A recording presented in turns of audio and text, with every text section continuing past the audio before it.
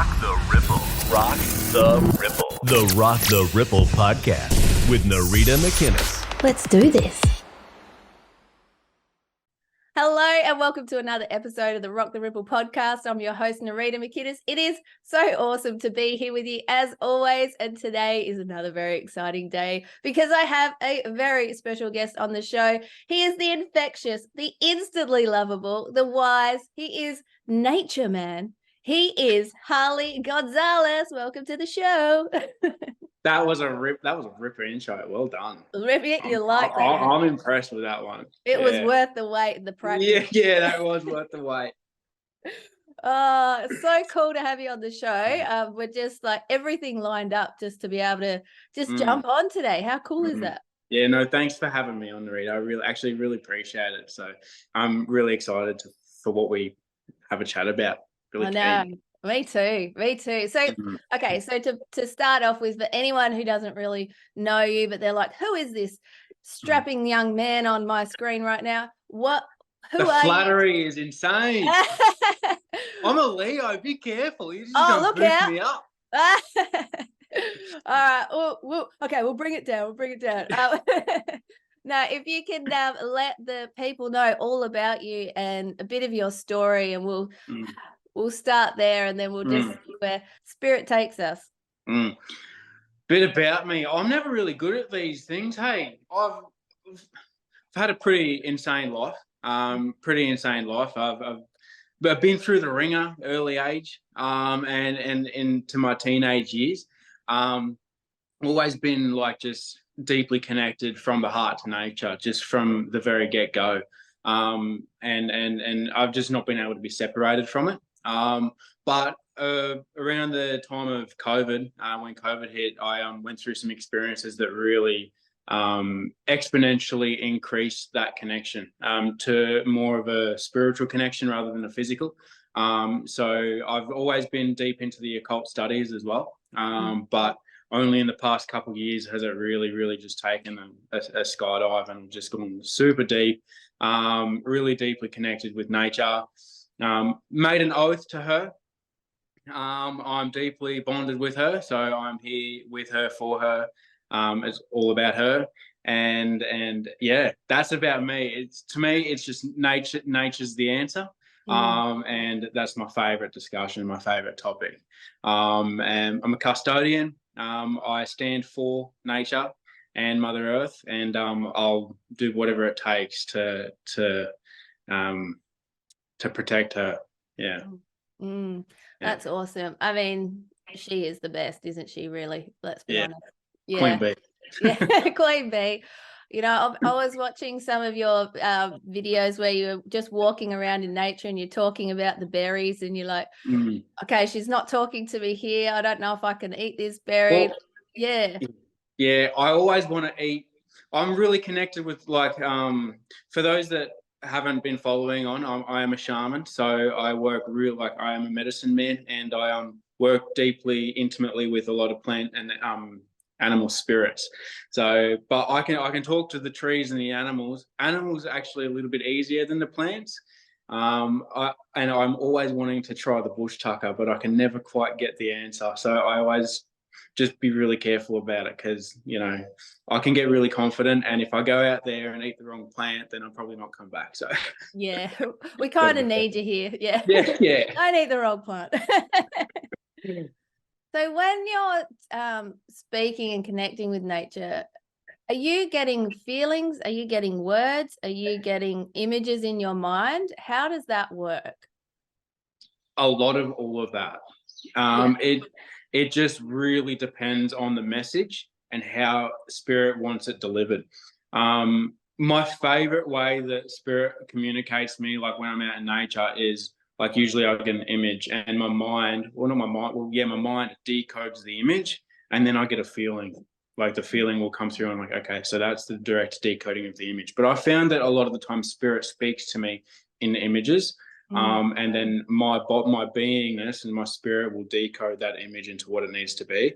But I get literal words spoken to me, and most of the time, usually my visions and my intuitive sort of downloads, if you want to call it that, will come in early morning or as I'm falling asleep.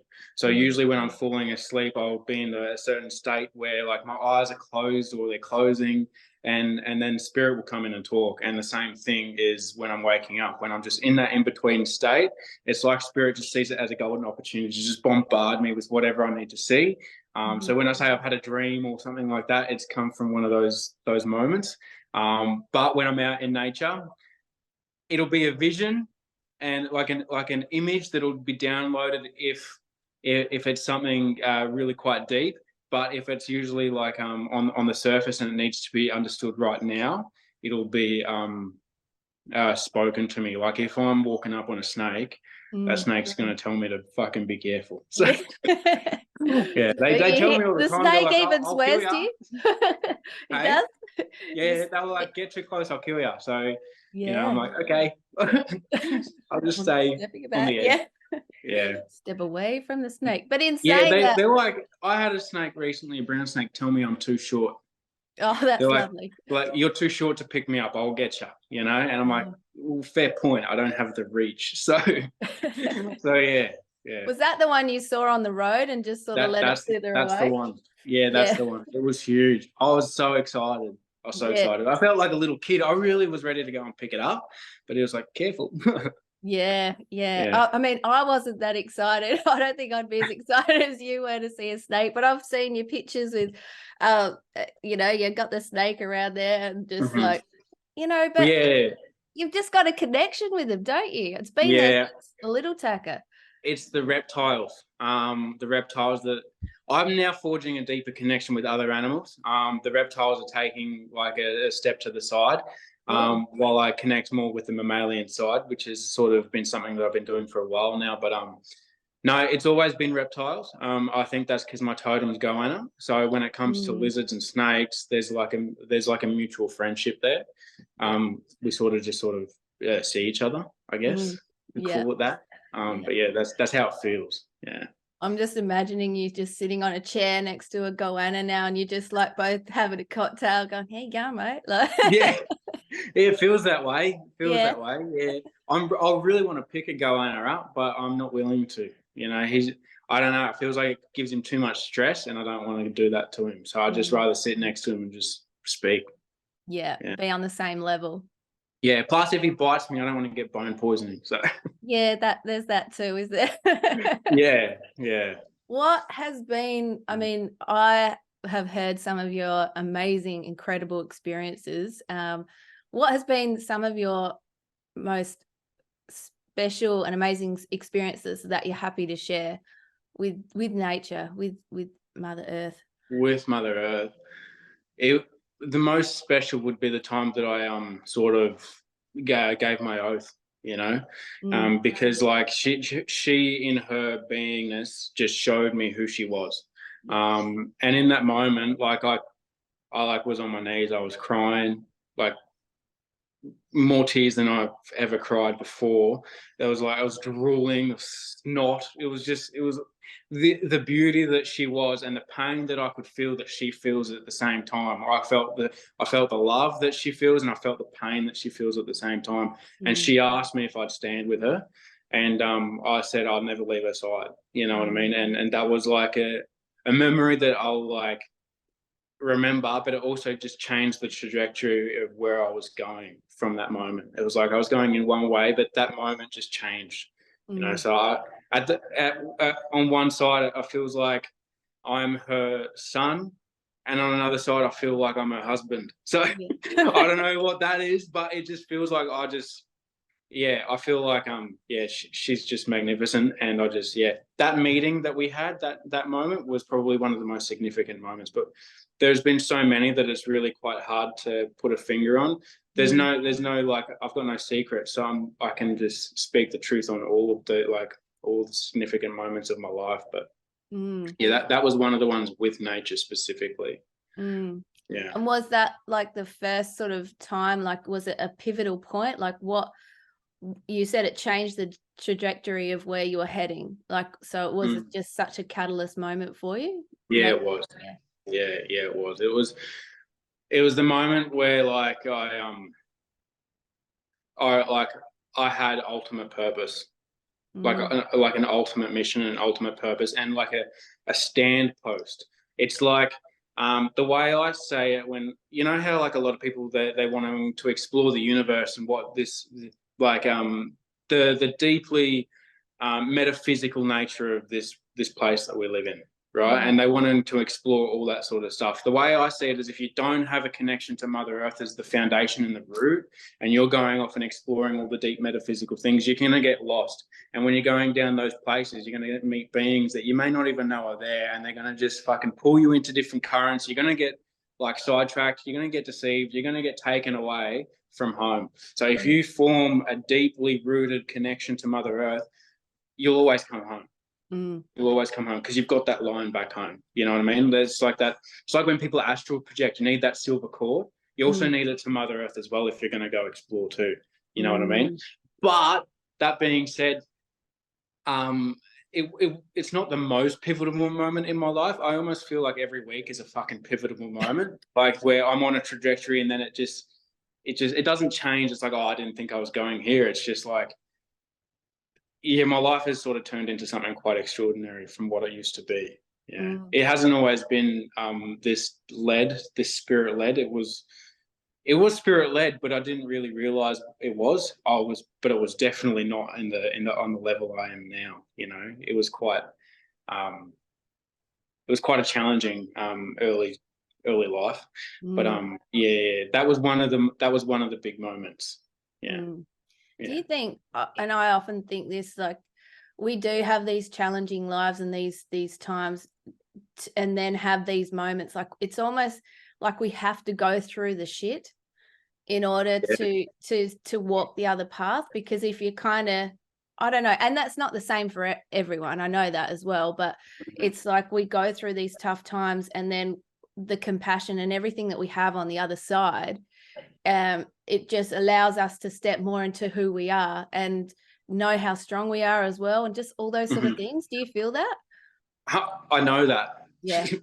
Like I don't, like that's the truth. Like I've been through some challenging shit. I'm not saying other people haven't. I just know my own challenges. Yeah. Like and every single one of them I know was for me, so I could be where I am right now.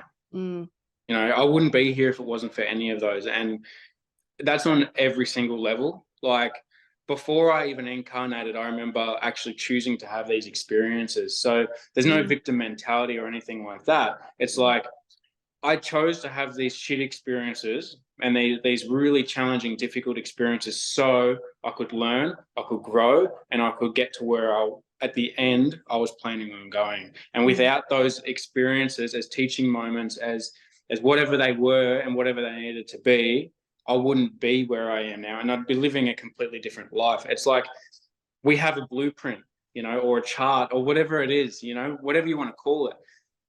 Why would you take a piece of that blueprint out?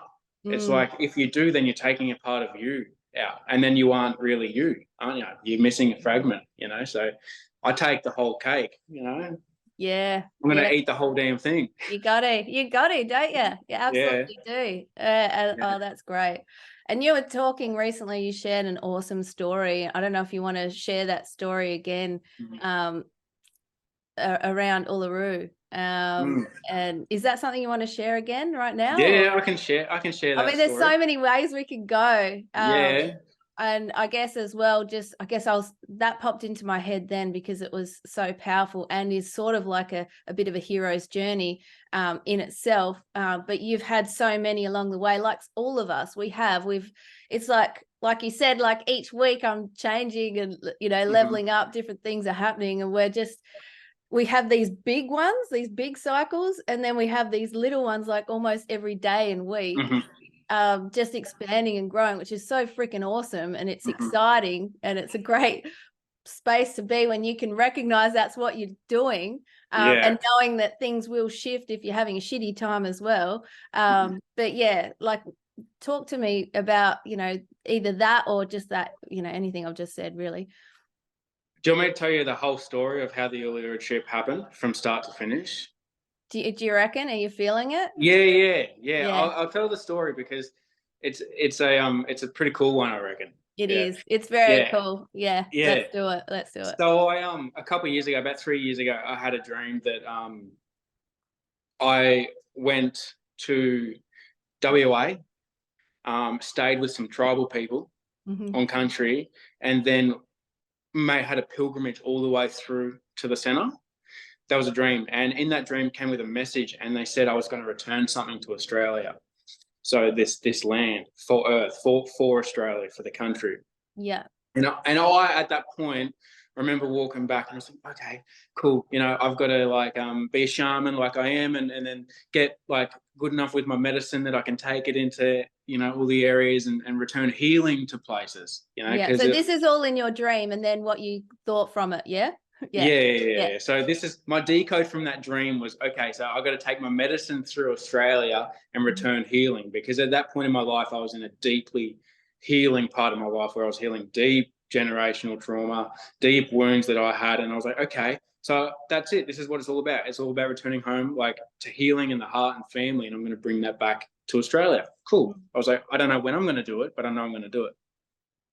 And time went by, and I knew I was going to do it, but it sort of changed to like, maybe I'll go on like a full Australian round trip and I'll go and explore the WA and everything. I just sort of lost connection to what it really was.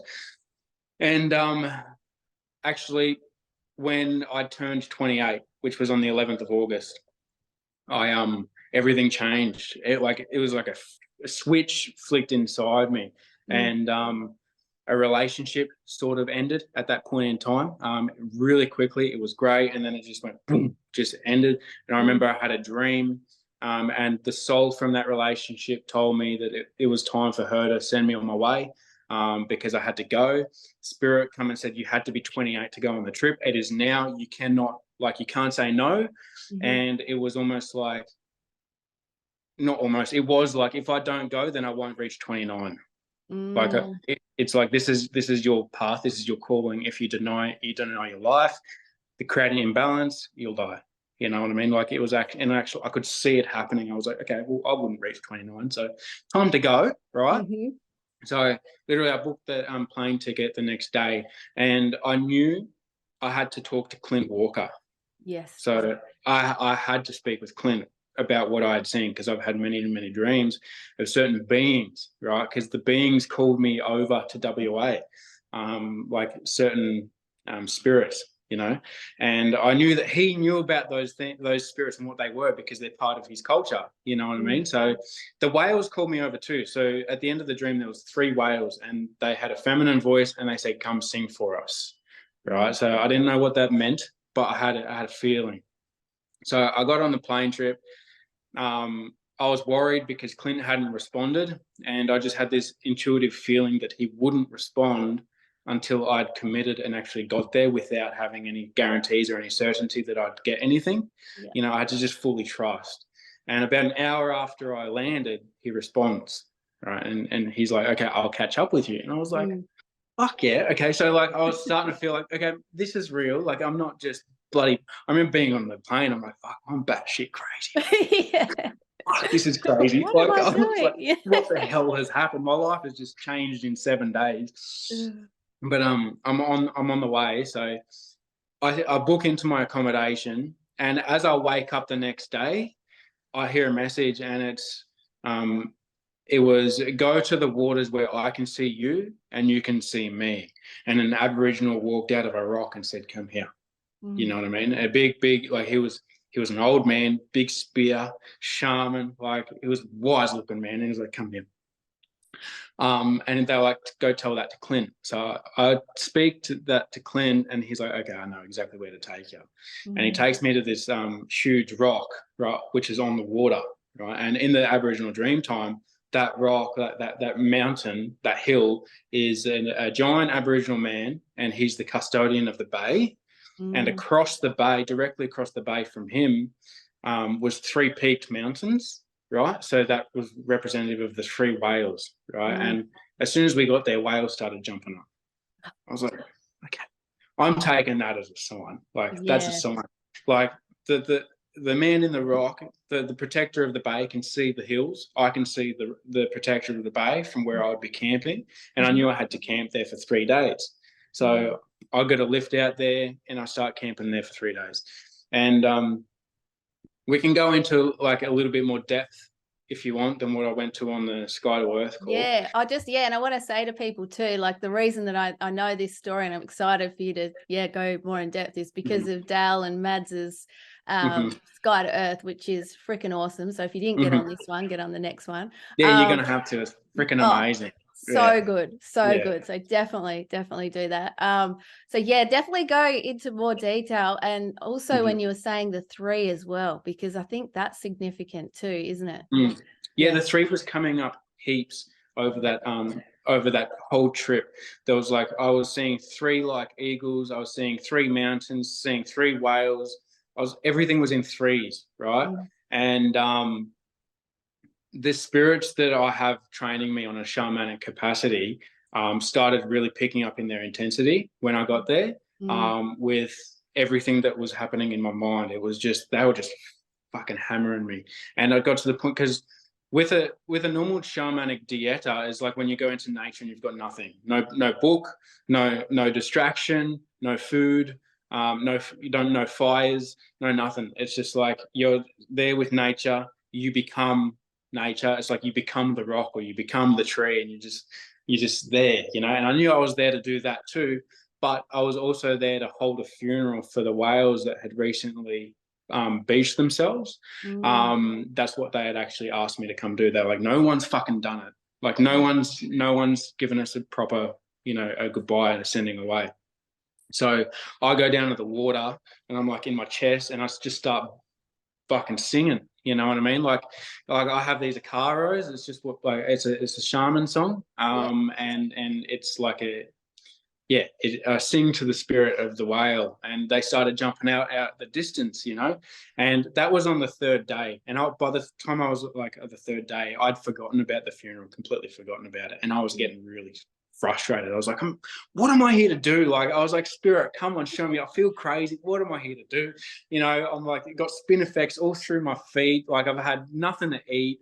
I've had, no fires. I'm not even sleeping in a tent. I'm sleeping in a sleeping bag under the stars. You know what I mean? Like outside. This is crazy. And they're like, you got to do that. Remember? I was like, okay, I'll go down and I'll do that. And as soon as I finished that, I just had this overwhelming sense. The wind picked up. It was huge. It was just like vortexing through the cliffs. They were like, you're free to go now. Thank you. Like, well done. Like, thank you. We appreciate it. On your road, and I got picked up that day. But that was really incredible. On the last day of that trip, I woke up with a message, and it was a scroll. And I didn't really understand what it was, but it'll come clear later. It was a scroll that opened up, and it writ in ink, and it was like, sorry, I'm just being told not to say it yet. Yeah. That's all right. It'll come out. That's all right. Yeah, I get that too. Yeah. I'm just getting told to watch what I say there. Yeah. But then, so I got a lift in, and I didn't know where to go from there. I just had no idea. And then Clint said I needed to go to Jigalong on my next trip to Uluru, but I had this just weird intuitive feeling that wasn't it. Like, I wasn't meant to go there. And so then I started looking online, and I was like, oh, fuck, I've got to start heading now, because I just felt there was nothing left for me in the Pilbara at that stage, like in the Karath area. I was like, no, I've done what I needed to do here. It's time to go to the next spot. So I needed to get to Broome so I could get a bus, start getting a bus down to Alice Springs. So I needed to get to Broome, and I had no idea how I was going to get to Broome, right? So I go to the pub, right, that night just for a feed. The bartender is like, I'm going to Broome. I'll take you. I was like, when are you going? I was like, tomorrow. And I was like, fucking sweet. Like, done. Like, done. Sick. So I sort of like hitchhiked up to Broome, and I was like, that worked really, really well. And I got to Broome 2 hours before the bus, right? And by the time I get into Broome, it's 6 a.m, like, because we just charged through the night. 6 a.m, and at that point, I'm starting to feel crazy. Like I'm starting to feel crazy again. Like it just settles in. It's like I feel crazy, then I feel a line, then I feel crazy, then I feel a line. And then a hawk flies above. You know what I mean? And all I just hear is "Stay strong, mate." Like that's it. Stay strong, keep going. So I get on the bus, and before I came on the trip, so the beings that are training me up were training me up until this point, like on a spiritual shamanic capacity. They're shamans, right? So they can project themselves into the animals that have been talking to me, and sometimes I've seen them, they show themselves really quickly. And I helped this older lady with her stuff on the bus, right? And I saw them instantly just project themselves into her, look at me, and I just knew I saw them and they saw me. You know what I mean? I was like, okay, I know I'm being watched. But as soon as I get on the bus, she sits in front of me, and I see a reptoid come out of her like a big snake, and it starts wrapping around my neck, and it starts like having a go. Right. And then they said, I had this weird sort of a message, and they're like, time to practice your magic. Time to practice your magic. So it was like, but by that time I had a lot of training with this sort of stuff. So a couple of years ago, that sort of thing would have been really difficult, and I hadn't had a sort of a situation where I've had to do that for a while. So I just sort of surprised myself of how easy it was. You know what I mean? Just to send it back. I was like, okay, this is starting to work. All this training is starting to pay off. And so I get on this bus, fast forward down to Alice Springs, and I knew I had to go camping, right? So this is that camp trip that I thought I was going to die on, right? So before I actually came, I saw myself when I was coming here to go to WA, camping with these elders, and it was an initiation, and I knew it was an initiation and an unbinding. I knew they were taking the shackles off. It was like I had a muzzle on my face, like collars on my wrist with chains on the ground. And I remember on the bus, I felt like a wild lion, just ready to fucking, I was like, let me out of these bloody things. You know what I mean? Like I'm let me free, let me go, because I got shit to do. But on my way up, I felt like I was gonna die, because I remember having spears put through my chest, through my stomach and through my legs and everything like that. And I was like, what am I going into? I was like, I remember having that as a vision and a memory, or just and was that to do as well with the reptoid, the thing? Nah. This is the vision I had just before I made the decision to come on the trip, because they said it's time to go through your initiation, and this is what it's going to be. I'm back with you. And and they were like, you're going to get fucking tortured pretty much, but if you don't go, you're going to die. So I was like, I'm going then. Go on then. I got to do it. But I was starting to freak out, because I was starting to really feel the intensity of the initiation, how heavy, how serious it was. Deep men's work. And things that I'm not going to just be able to talk about. And I was starting to freak out, and because my mum had a dream recently before I'd left of what that was going to look like after when I got back, and she had told me what it would look like when I'd get home. And I started thinking maybe I was going to pass away, and I was just here to protect them in spirit. I thought maybe they needed me to be in spirit. My mind started playing games. So I remember calling my mum. I was like, fuck, just let me know, I love yous. I don't know if I'm going to die or not. You know what I mean? This is freaky. And I go to this place that they told me to go to, and I didn't know specifically where to stop, but this lady that was there called me the name Randy for some reason. And Randy's my brother's name.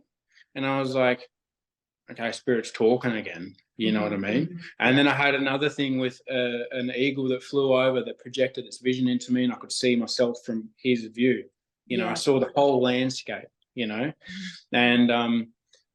at that point I was like, okay, so this is the spot, this is where I need to camp, right, for this initiation. And I was wondering whereabouts, and I started looking at the cliff face, and I saw an Aboriginal man in the cliff. Right, no one else could see him. I was like, there was people looking for things, and I was like, can you see the Aboriginal man? I was pointing at it. I was like, it's right there. No one could pick it out. So I camped there after dark, and I sleep there. And as I'm falling asleep, do you know what a bull roarer is? No, please No. explain. It's this tool that the Aboriginal people used to use, and I'm not sure what it was specifically for. I think it might have been communication. It was a piece of timber made in like a like an oval shape, attached to a like a long piece of string, and they'd swing it around like this, and it'd make it like type noise. Now I know I what you're started talking about. hearing them everywhere, and I was like, okay, what the hell is happening? Like, I'm being surrounded by beings that I cannot see.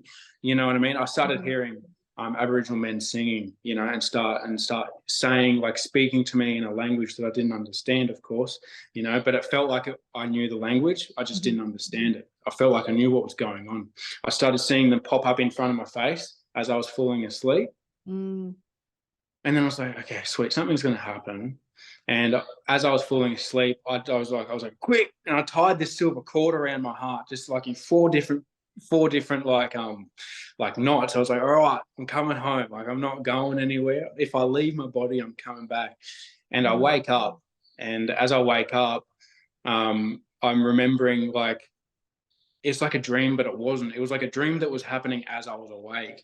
And I touched my back, and I've just got blood everywhere, just dripping off my arm and everything. But I felt like nothing could touch me. I was like, I am so fucking powerful right now. Like, I am untouchable. I just felt like the king. Like, just felt like it was. I felt incredible. But I was like, what happened?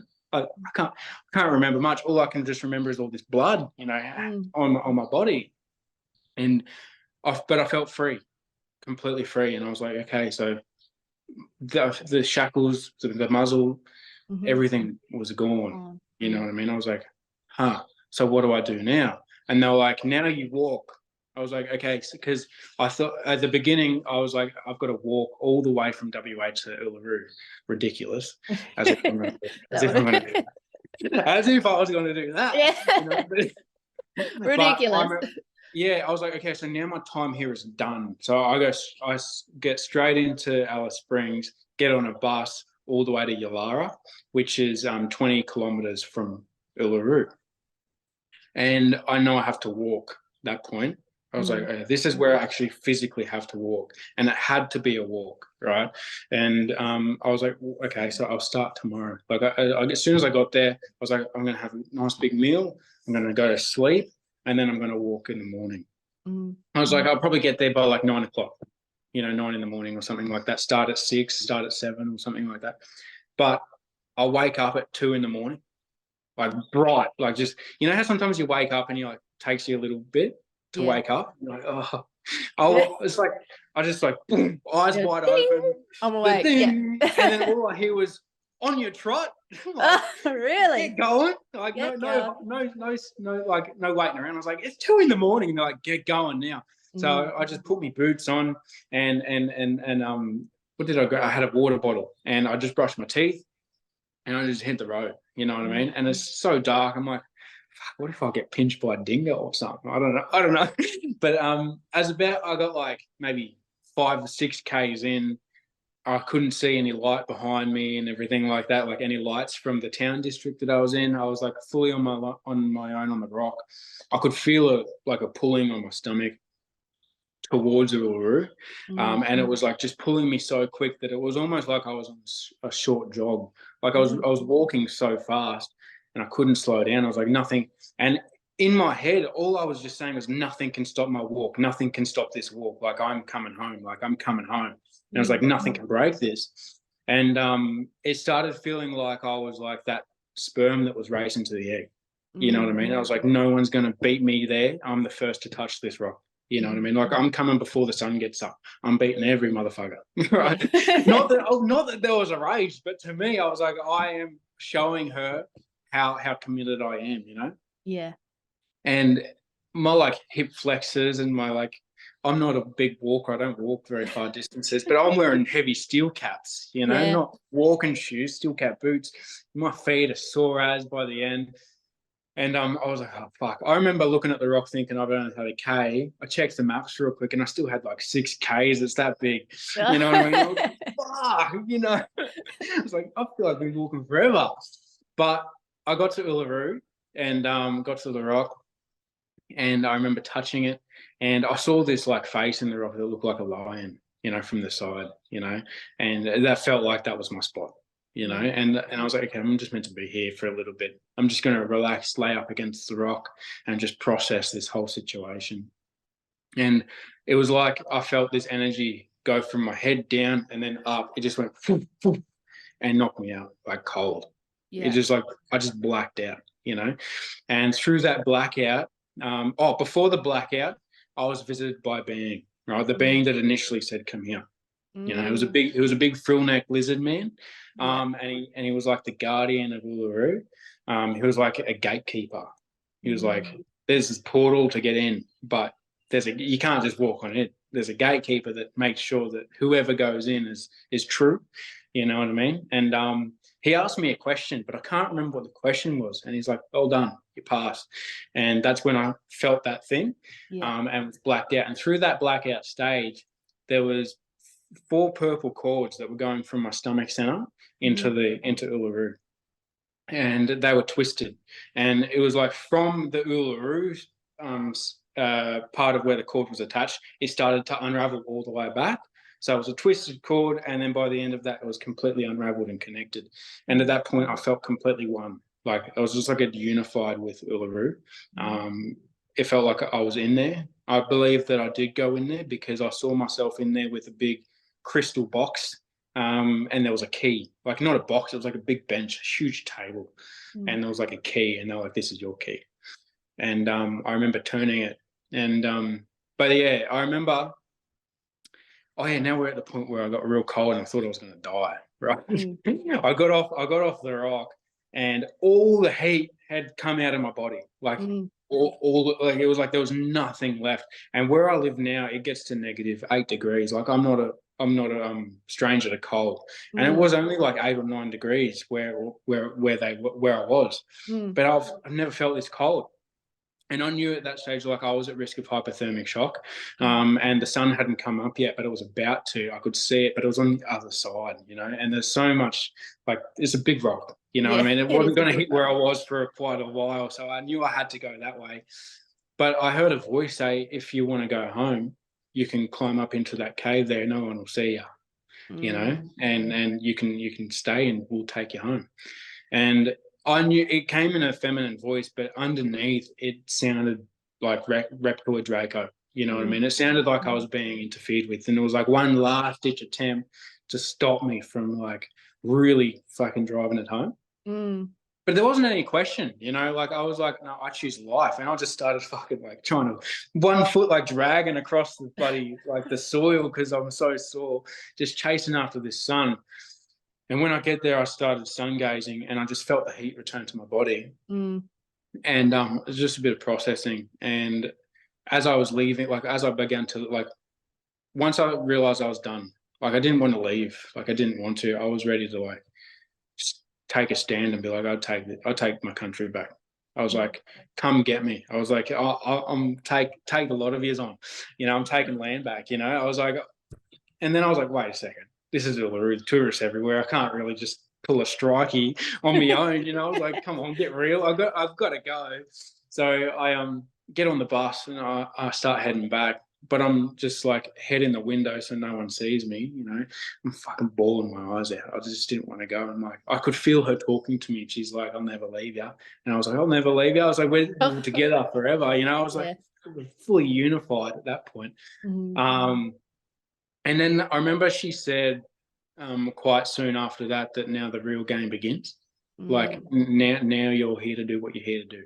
It's like my purpose at that point, at beginning, I knew what my purpose was before I went.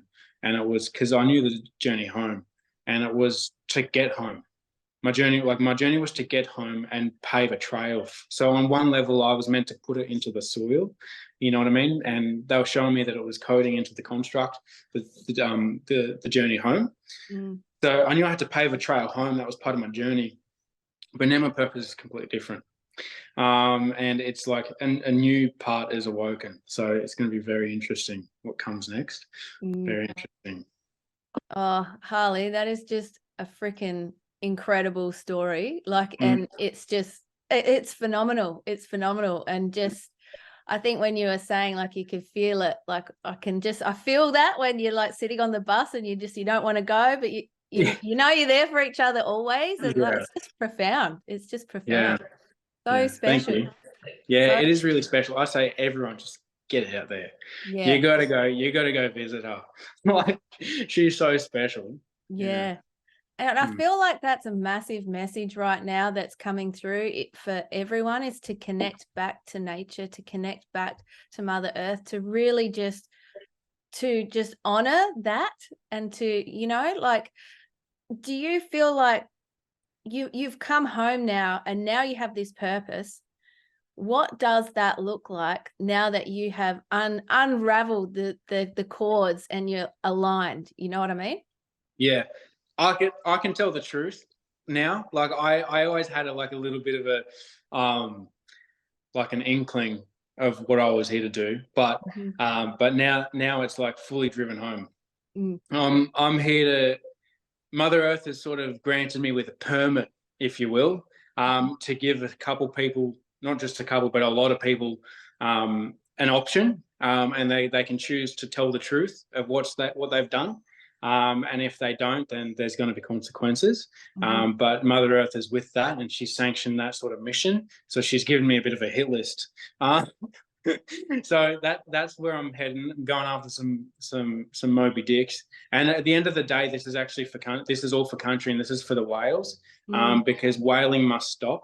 Yeah. And if whaling doesn't stop, humanity is not going to make it. That's just the truth. So whaling is going to have to stop, and I'm going to be part of that process. But through that, there's some people specifically in this country. It felt like, what it feels like is, I've been asleep and I've woken up and I don't like what I've seen. There's a lot of shit going on that everyone's coming home. Right, a lot of people are coming home, and you're saying that there's this call to come home to nature, because she's putting out that call. She's like, this is the final call. Come home now, because she's ready to like start divorcing some people. But certain people that are pretty high up, they've done some things, some like actual just crimes against nature that can't be forgiven. There's a way that they can turn it around, and that way is by actually telling the people what they've done. They can be honest about that, and then they can change their course and change their direction. But if they choose no, it's like Spirit told me, because I was given the option, I can face death or I can die. I chose to face death, and I've done that on multiple occasions. I've had to been given options where it was either now or never, and if it was never, then there were consequences as well, and I chose now. And Spirit has shown me, because I've been able to do that every single time that I've been asked, I'm able to give that offer to other people that need it. So yeah, that's what I'm here to do. I'm here to roll some heads. Yeah, look at the end of the day. I'm out for blood. Yeah. But on an energetic level, you know. On an energetic level, yeah. Yeah. Physically not touch anyone. No. And I think people, you know, I mean, we know, but how powerful the energetic level is. I mean, that's more powerful probably than the physical, really. Oh yeah. Yeah. Yeah. One thing when you get home, it's like you're true sovereign. It's like, right now, what I feel like is this body is the vessel, and all my job with the body is to keep it as clean as possible, because it's just got so much spirit in it right now, and it's just ready to pour forward. You know what I mean? And the power that like us humans hold is something that is feared by these people completely. You know what I mean? Proper fear. You know what I mean? And I know I can't be touched, and that's the same for everyone that gets home. You know what I mean? So come home. Yeah, come home. I love come that. home. Come home. And I love, there's so many things. I just want to, like, my brain's like, where can I go? I love the story. I love the whales. I mean, I've had my own experience 3 or 4 years ago, and down at Victor Harbour, and I saw the whale tower. I'm like, okay, great. I've got to get up there. I was with my partner, and I'm like just running up this hill like I've never run before. Like it just, and as I got up there first, and as I got up there, the whale just came out of the water, and I saw its eye, and I was just like, that is freaking phenomenal. Like I just, you can't, like it was just so special. It was so special. And yeah, like it just, those kind of things, they really stay with you. They really do, eh? Yeah. And you just know how special they are. So the fact that you've had all these experiences, and also the significance of the whale for people who might be thinking, okay, tell me more, like what is the significance? Like I know we've been talking about a lot, but for people who haven't sort of heard too much about it, or have their own connection with the whale and want to know more, what is the significance of the whale? They are like the manifestation, the physical manifestation of what is feminine. They're like the physical and animal manifestation of magnetism, and magnetism is infinite, is the infinity, right? There are other beings that are the manifestation of electricity, but electricity is finite, right? It's a finite wave. That's on it. Sorry, that's a little bit of a different level. The whales hold the organic grid, like the organic grid, and if the whales collapse, then the organic collapses. It's like if they collapse, then everything falls as a consequent reaction. And because we're organic, we're within that too. You know what I mean? So they need to be protected. And there's some crimes going on against the whales at the moment here in Australia, and it's not okay. But they are truly significant. When you said you just started running up the hill, it's like the spirit of the whale has a way of invoking a spirit within yourself that is just like, you could have been so tired, but you would have gotten up that hill so quick. I don't know how I did it. I'm just like, shoop. yeah. It's the whales do that. It's like they're truly special, and they're not just an animal, you know. They're not. No animal's just an animal, but they're something else. They are. Yeah. And when you just started talking about the magnetism as well, and they represent infinity. So the all, the everything. The everything. And then you said, then there's electrical beings that are finite. So they're not, can you explain that a bit more? So the electrical wave is a finite wave at ends, right? So that's why, like bait fish, right? You see how bait fish herd in schools, right? And they their flutter is so quick. They have to, because they're so small. It's highly electric. But no bait fish, none, will reach old age. They're designed to be killed and die. Like electricity dies. Like it's a finite wave, and magnetism just doesn't. It's completely infinite. That's like the whale never stops that movement. It doesn't. And it's like you could almost say electricity is representation of the demiurge. I don't know if that's 100% true, but that's the finite. Right, but the magnetism comes from outside the construct, and it permeates through, and they hold that, and that's a really important thing to take into consideration, because magnetism is infinite. It permeates through time and space and just everything. That's all things as magnetism, electromagnetism, but the electricity is the finite version. It's like I don't know how else to explain it. I need to go a little bit deeper into it as well. Yeah, it's so cool, isn't it? There's so many things. Tell Here's me another more. one. Sorry. Yeah, go. The brain's electric. Yeah. Right? The brain is finite, but the soul is magnetic. It's magnetism, right? And that's why the heart's magnetic. A lot of people say that the heart's a pump. I don't think the heart's a pump. I'm pretty sure it's a coil. And it's squeeze, like it's a coil, and it's using magnetic force, not a pump, which would not be that. But magnetism is the heart and the soul essence, and that's the infinite nature of ourselves.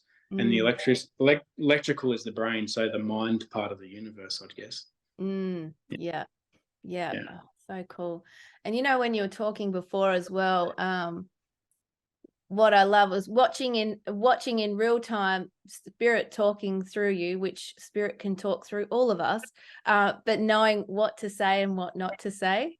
And Yeah. the time, because sometimes it's the timing, isn't it, too? And there's things that you along your path you would have learned, gleaned, and understood, but there's still stuff now that you already acknowledge that you don't understand yet, because that message won't be for you until another maybe 2 years, 3 years. Yeah, that's correct. Yeah, that's 100% correct. I think like we're coming into a time now where what she's calling, what spirit and earth is calling, is not just to return home, but you can't really return home until you're honest with yourself. As when people are lying to themselves, they're stopping themselves from returning home. It's like they're putting up their own blocks. So she's calling out honesty. I just remember like hearing like this just yell that it almost felt like it came through like the whole construct. It was like, no more lies, like done. No more lies, no more lying to yourself, no more lying to others. But at the same point, like it's all about the truth and honesty. But when you're about to speak truth, sometimes you're not meant to say it yet, because the full picture hasn't been sort of put out. So it's like we must be honest, but we must be also responsible with that honesty and how we're putting it across, when we're putting it across, and not just blurt everything out just like for the sake of it. You know what I mean? But yeah, it's important to be able to listen, you know, and everyone's got that. It's like as you're speaking, your intuition will be like, not yet. You know what I mean? You've got to really listen to that, because if you don't, then it creates a flow-on effect. And I think too, like if for people who aren't used to listening to their intuition, it can be very foreign, but really it is that sort of soft whisper that you hear, or just that pull or that nudge that you get.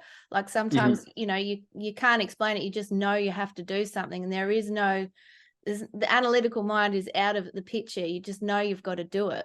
You just it's a feeling and a knowing. It doesn't come, the intuition doesn't come from the brain. It's like a lot of people think their intuition is like thoughts, you know, and they have a thought come up and like, oh, that's intuition. It's like, probably not. It's like, yeah, it's like if your intuition is feeling based, you know, it comes from the stomach, you know, and you'll just know. It's like you'll go to say something, but you'll just feel like, oh, maybe not. Or like I had to learn my intuition the hard way because I kept fucking ignoring it, you know. But before I started on my healing journey, I would always ignore my intuition. That's why I've been hurt so many times. Like my gut would tell me, don't go out tonight. And I'd end up sitting next to some dude that's just been stabbed 7 times in the chest, and I'd be sitting with him, you know what I mean? Or like I'd get spiked and I'd end up bloody in hospital, you know, on half a coma. You know what I mean? Like just constant things like that, you know. But you got to really listen to the whisper. You do. It's not always a whisper though. No, it isn't. No, sometimes it's a fucking scream because people aren't listening. Yeah. When you're saying that, I remember a time when I had this feeling like I was gonna do something with this person, and I went and met with them, and it felt really off, but I kind of felt like I had to do it. And then the next morning, in that time, exactly when you're talking about just that waking before you're wide awake, that time, I heard this voice that said, "Be careful, Dorita." Like, not like, and I was just like, and it was a familiar voice with someone that I knew and trusted. And I just was like, that's all I needed to hear. And I knew, but I had to have, and that was loud too. I definitely didn't sound like how I just said it, but you know, it just, you just know, and it was also just, what's the word? Solidifying what you already knew as well. Yeah. Did you end up having confirmation that was what you needed to do? Like you did need to be careful? Yeah. Oh yeah. Like I knew that as I was going to sleep that night, I was like, something feels off. I don't think I should do this, but I felt like I was going to do it anyway. So, and then the confirmation was that voice for me. Oh yeah. Because I think, but had I gone against it, I just know it would have just gone all pear-shaped. Yeah. Totally. It always does. Yeah. You got to love those pear-shaped moments just to like slap you back in the face and go, you didn't listen. Yeah. Yeah. Far out. So what's on the cards for you now? Like, so you're saying like heads will roll energetically, obviously. What is your vision? What does it look like for Harley right now? And I know it can change in a day, but It's so when I got back, you know how I used to be someone that was like, I need to create a step-by-step plan and figure it out. Yeah. When I got back from the trip, Spirit was like, okay, the rest of this journey is the exact same as the one that you'd just done. You're gonna like sort of just trust, and it's gonna work out. It's just like, I had a dream when I got back that I was going to start speaking, and this is how it was going to start beginning. And I've been on 2 podcasts in 3 days. You know what I mean? Like, it's just going to, I just know that things are going to start working out, because I know that what's coming is coming, and I know that where I'm going, you know what I mean? But where that is I actually, like, I can feel that I've got a lot of things to say to humanity about just being honest with ourselves and that path home. I've got a massive story that I can speak on. Like, before I did any of this healing journey, I'll tell you what, I went on a fucking ride. Like, my life has been an absolute bloody ride, I tell you what, just like everyone else's. But yeah, I know it's going to lead me to a point where I can have those talks with those people, because I'm not talking with them on an energetic level. I've already spoken with them on an energetic level and let them know I'm coming. So they're probably having nightmares at the moment. So tell you what, no, this is where I'm at the moment. These people, right? I know that they have been put on this earth to do what they were meant to do, right? So there is no mistake in that fact. However, what they have done is unforgivable. And I know a lot of people say, but, you know, the art of forgiveness. If I was a fucking Draco and a really sneaky one, what I would do is do horrible things to people, get in their mind and say, now the trick is to forgive, to make it better. You know, and this is for you, so you can feel at peace. And while you forgive, I'm going to keep doing it. You know what I mean? And then we're going to get people in crystal shops with mala beads around to write books with blue covers, and then you know, then we get away with everything. What they've done is unforgivable, and you don't forgive it, because what it does is it makes it okay. And then they keep doing it. So we need to accept that we've allowed it to occur to this point, and then we need to be honest with ourselves. We won't allow ourselves to do that shit to ourselves. We want ourselves to deceive ourselves and lie to ourselves. And once we do that, then we don't let others do it either. You know what I mean? So we've got to start calling people out on their shit. And there's a lot of people doing a lot of shit, you know? So we need to accept that it's happened, not allow it to happen anymore. But yes, I'd love to just throw them away and put them in jail. But just like I had the opportunity to come clean, and I came clean, you know, these people deserve an opportunity to come clean as well, because they can still heal from what they've done. You know what I mean? So they'll have the opportunity. I've got medicine to give them, you know, like they can literally come see me, and I'll put them through a ceremony, and they can see themselves and what they've done, and they can come clean. If they don't do that, then their time here is up. What's your feeling about people coming clean? Like, do you think they all will? Do you think some, won't? Some won't, but they'll suffer the most. Someone? Did you say someone? Someone? No, some won't come clean. Some won't. Sorry. Yeah. No, but I've seen that some will. Yeah. Well, some will come clean. And for those people, you know, if they've summoned the courage to stand in front of the whole fucking world and say what they've done, then we owe them our ears and listen. You know, because they've also been forced into it. And yes, they've been weak and they've done it, but these people have done horrible things. And if they are willing to face that sort of repercussions of telling the whole world what they've done, then we've got to be also adults. And this is what I talk about. Like, we need to sit around the family table here.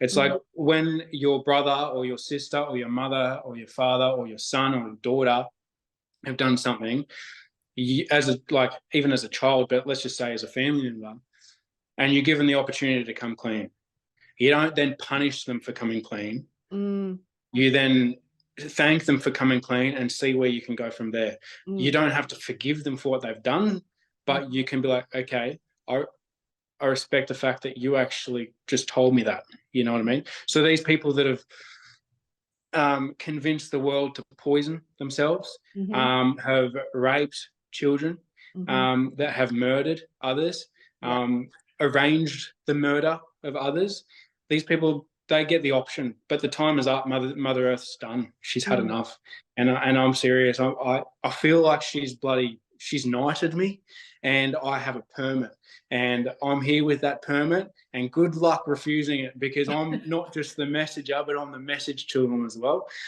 So, yeah, they'll have the option, and if they want, they can come and heal. And I'm not talking about just doctors. We're talking like journalists are just the beginning.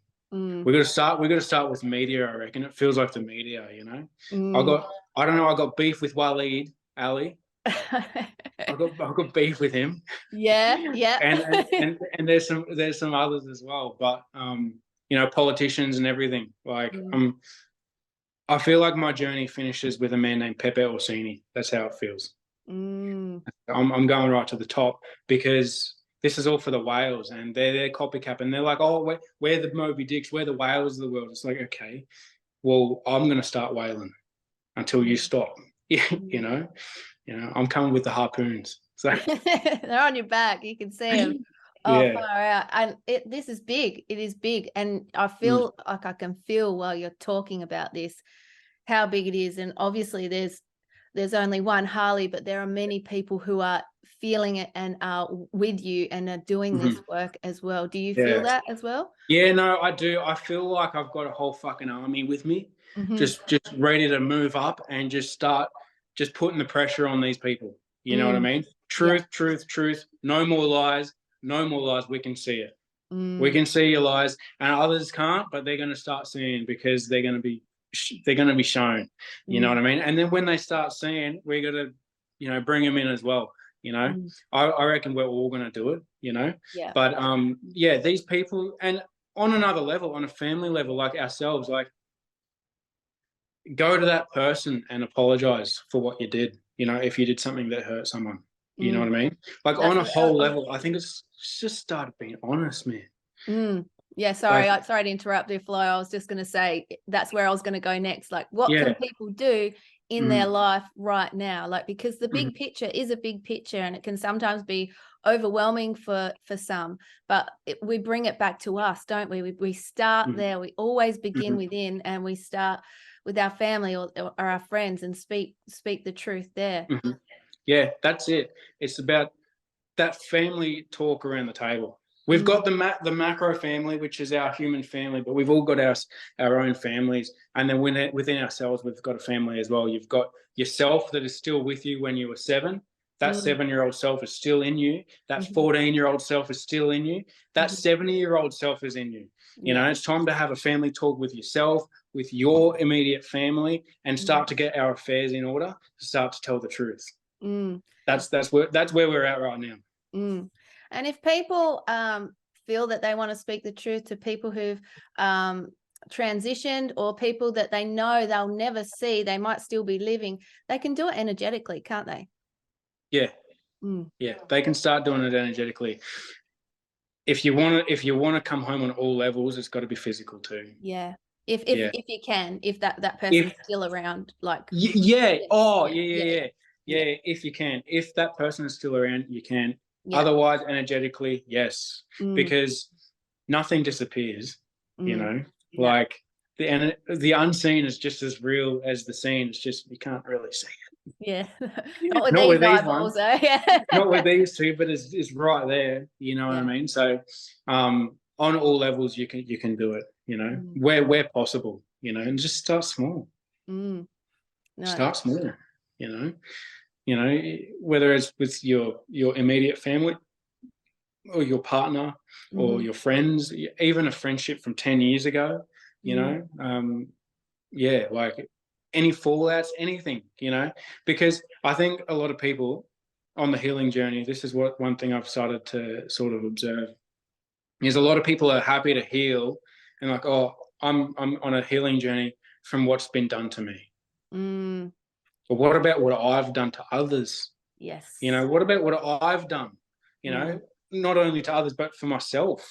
To myself, it's like it's time to start being honest and not just sitting here with a bit of compassion and love for yourself, but actual raw honesty. You know what I mean? I had to be honest with myself. I did some horrible things when I was younger. And I was honest about the whole thing. And I know the things that I've done that, you know, were just not okay. And were a direct violation against nature. Like a direct violation. You know, I know where they came from and I know where it all began. And I know the whole sequence of events from the very beginning. So I can have gratitude for the whole thing, but I've still got to take accountability for those things. You know what I mean? Oh, can I say a story? Yeah, do it. Yeah. Bring it on, Harley. Okay. So when I was 3 years old, I was raped by my grandfather. Okay. So, and that's where it all began. Right. And I completely forgot about this until only a couple of years ago, until the memory came back and the full memory, like not just a little bit, but the full memory. And I started to see absolutely everything and how everything coded into my life from that point. When I was younger, attracted a male friend who was, I'm going to have a meeting with. I would diagnose him as a psychopath. Okay. And I witnessed and did nothing about the brutal things that were done to animals in front of my face, and I did nothing. But the fear and the horror, you know, I did nothing about it, right? And some things happened to an animal that I saw. I was probably 11 or 12 years old at this place, this sacred site, and I was just shocked, and it just wrecked me. But I haven't been able to go to that place since. And I recently went back. And I knew I had to go back, and I saw the ancestors of the place. They all came, and I was like, I'm ready. Like, what do we need to do? And I felt like my little boy inside me was hiding behind me. And they're like, we don't want to see you. We want to see him, you know? And I was like, come on. And he's like, my little boy was like, you go do it. And I was like, this is for you to do. You must go and see them. And I watched him walk up to them, and he said everything. And all they did was hug him, and they just put face paint on him. And he come back and he just hugs me. You know what I mean? And it's like, that wouldn't have happened, and the shame would have stayed there if you didn't go and face what you've done. Yeah. You know what I mean? It's all about honesty. That's the answer. The truth is the answer, and it'll set you free. It really will. That's so powerful, Harley. Thank you for sharing that. It's big. It's big. Yeah. It's really big. Yeah. And special. And I think that's the thing, you know, we have to look at the stuff that we are ashamed of. And that is the true healing. That is the true coming home. And I say this often, it's looking at the parts of ourselves that we do not want to look at, but we can't hide away from it anymore. We've got to face it. Can I say something else? Go for it. The floor's yours, mate. Within all of us, we've got wounds, right? No one comes through this construct without getting beat to a pulp. Unless you're one of those people that weren't meant to, and then I think they're less privileged. I think the privileged people are the ones that get beaten up, right? But the ones that go through the shit, right?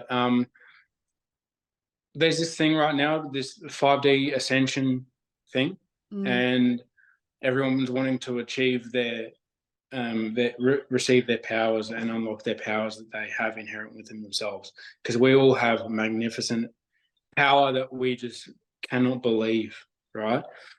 And there's only one way to do it, and it is to go into those little parts, because in the trauma that is stored within the body, whether it's in the energetic body or the physical body, right, it's like an egg, right? And on the outside exterior of the egg is that shit you don't want to look at, right? And it's the shit you run from.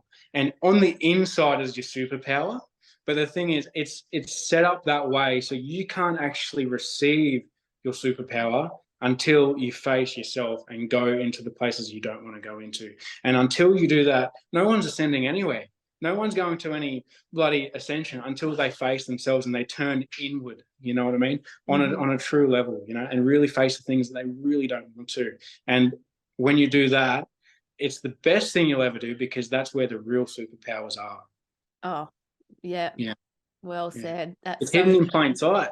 It is, isn't it? It is. Yeah.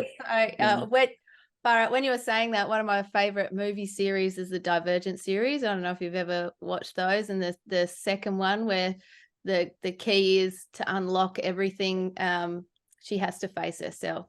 And you know, like, it just, you do. Yeah. You've got to look at all this stuff and be compassionate and kind to yourself, because don't forget, you're not the only one who has the shame, the guilt, who's done stuff that, you know, if you had your time again, you would do it differently. All of us have had that, unless, like you said, you've for some reason you don't, but all of us. Yeah. You have to keep the compassion for yourself. Otherwise you beat yourself up. And that, like, if you don't have compassion, patience and care and love for yourself while you're going through that process, then all you're going to do when you're cracking on these eggs, right, and trying to open them up, is creating new ones. Yeah. You know, you're going to start turning your shame into hate. You know what I mean? So you got to do it from a place of love, because you deserve it. Yeah. You know what I mean? Yeah, totally. And I think shame is such a heavy one. It's a real heavy one. And for a lot of us, we might not even fully understand our shame either. And it can be stuff that's passed down too, can't it? Yeah. Shame is, I reckon, one of the biggest. It's one of the most scary ones, because, like, guilt is a little easier to see. You know, a little easier to turn, and resentment a little easier to turn in and look on. But shame, that's another kettle of fish. And that takes a special amount of courage. And it's a good one to get through, though. It's a good one to get through, because once you get through shame, nothing's stopping you. Nothing. No. Oh, talking to you and feeling your energy, Harley, is just one of so courageous. And I think people will feel that and embody that too. And when you do step into that, it's just, that's where the magic happens, isn't it?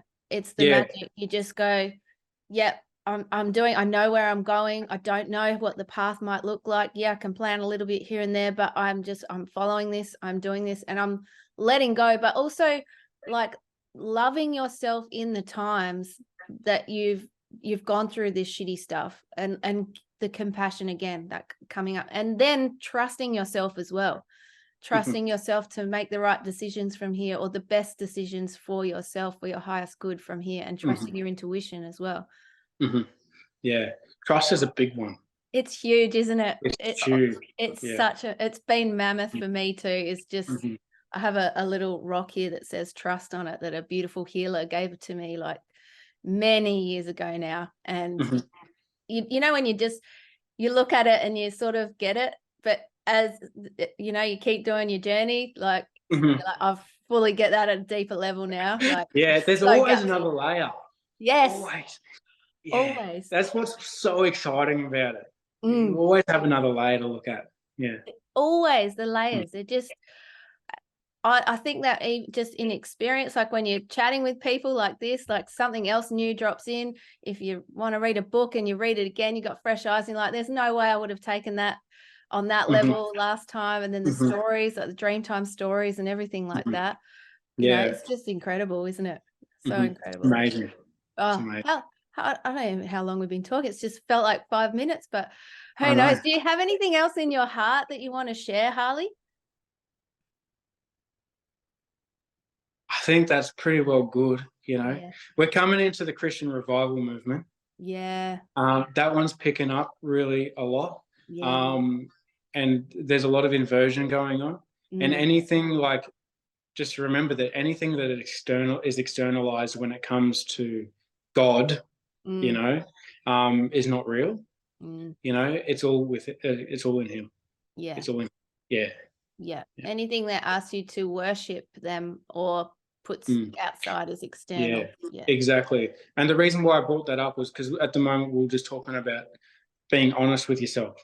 Mm. And the church has a version of that, and it's called a confession box, right? Mm. And you're in a box confessing to someone else, you know. Mm. But what we're talking about is being in the box, in the heart, Yeah. and being honest with the self. It's the organic version. You know, that's the synthetic bullshit stuff that you don't want to be anywhere near. You know what I mean? Because it'll just completely take you away from yourself. Yeah. So come back to yourself, come back to your heart, come home. Yeah. The heart's the answer. Heart is the answer. That always will be. Always will be. Yes, I love that. Feels like the most perfect place to wrap this conversation up. Yeah. Harley. Oh, just so good to connect with you. How can people reach you? Where can they find you most online? Instagram. Yeah. Instagram. I am Nature Man. Yeah. Awesome. Yeah, that's the one. That's the one. That's where we'll find you with all your wisdom, walking through nature, giving us all the wisdom that we need. I just want to say thank you so much for being here today, Harley, sharing your wisdom, your heart, your truth, everything with myself and everyone watching. I'm sure you can agree he's a champion. And just thank you for being here. Thank you so much for having me on. It's been magic. It's been amazing. Yeah. Love your work. Thanks, mate. It has been magic, hasn't it? Love that. Awesome. Thanks, Harley. Thank you. Bye.